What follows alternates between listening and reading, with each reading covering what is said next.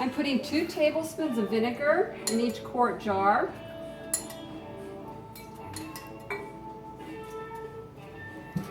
And a teaspoon of salt.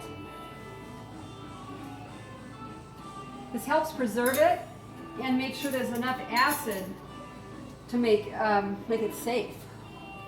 If there wasn't enough acid and it was a low acid product, you'd have to use a pressure cooker, and we're using a water bath.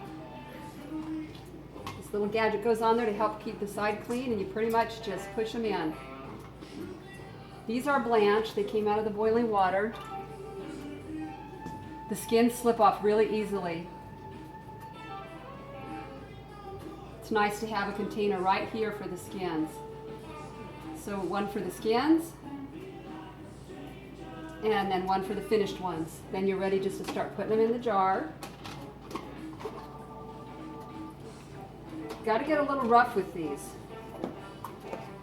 Push them in.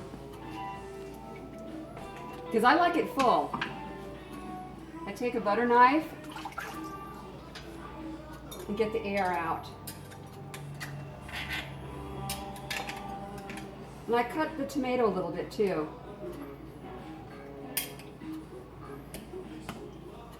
Because I don't want any air at the bottom of this, no bubbles allowed.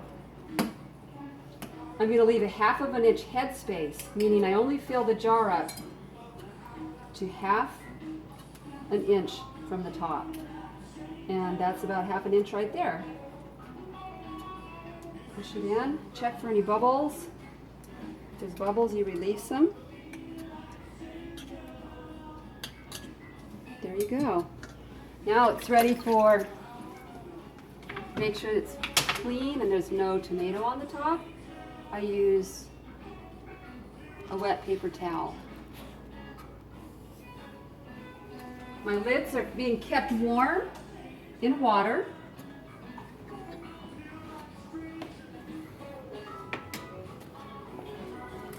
And the rings are clean, ready to go on. I'll show you what the basket looks like full. It's on the other side of the counter. Here it is. I'm going to be able to carry this out to my canner outside.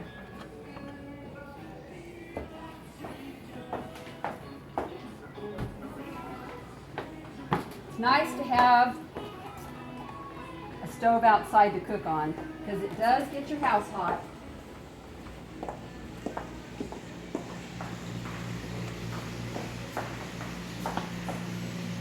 Now these jars are warm, but for safety reasons, I have a boiling pot of water here.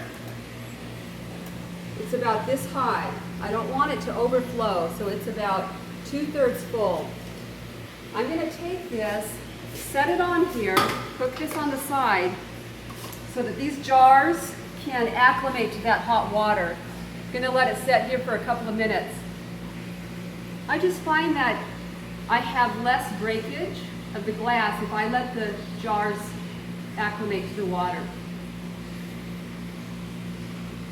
I always have water in a pitcher nearby because I know almost every time I'm going to have to fill it up because these jars need to be completely submerged in water.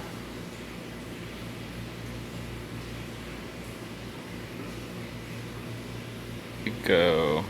I'm going to lower them down slowly, slowly, slowly into the water.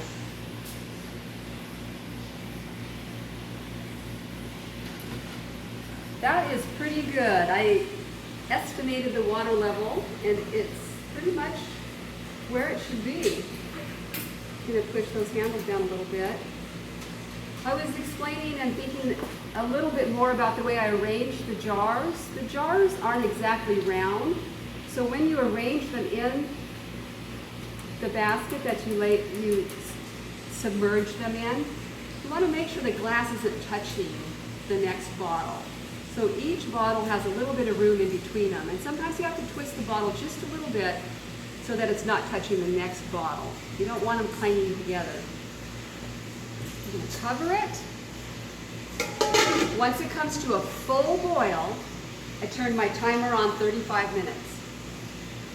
So I keep an eye on it. I stay close and look at it for when it's a full boil. It'll take a few minutes. Even though it was boiling, it has to come up to full boil again. It'll take a bit.